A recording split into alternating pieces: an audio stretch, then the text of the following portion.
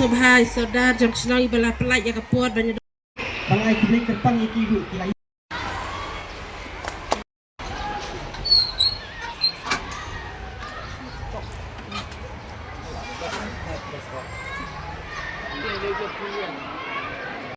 Play iki district iki block officials kita jaga SMS dengan berulang rekam yang kini ke idea akan dikasih. ngila sedang ya kan ya CLF haka art play terik Februari lalu usnyam hajar art po de ni don prateli GBO haka ni ka CLF but she's pa praki SHG but kakam jengi ka tum ka CLF ka bangi ngile kalong bangi Airam ya ki SHG ki member SHG ki badon kam ban sheme haram but kibun kiwe ro kikam ibangi ngile na liang jaka CLF ngidon ya ka ulong ngi ngumne na ka liang ba na ka liang jangki SISG sectors ki bala ai mun se mingi na ya ka CLF bangin sna ya ka nika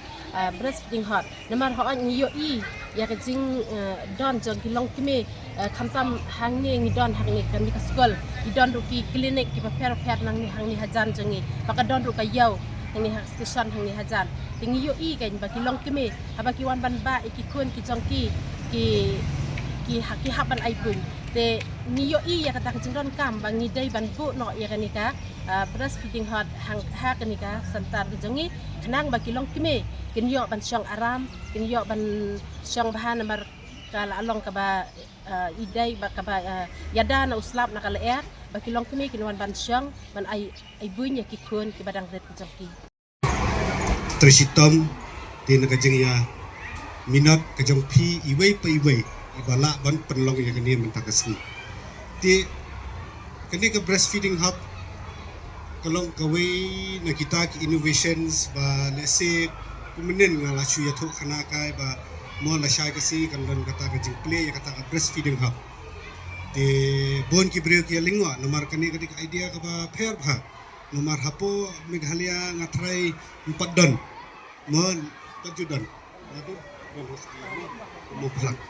let's say shwe ki pa don dai ti kita ru kila long lingwa ka ba mut yu mo kata dai kata ka breastfeeding hub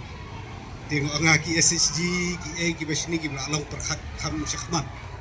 ki ba let's say mo bonsen ki perkhat tay ka livelihood activities hendrai ngapet perbangarong ka office ka jompi ngapit ki priorities ki jompi ngi bakadon ka health sanitation bat ka nutrition dai ka priority jom ka kasi alam te kumta lingba gitu ki priorities kala ban penwan nya kani bat lingba kani ru kalong ka way ba let's say kala ban address ya kata ka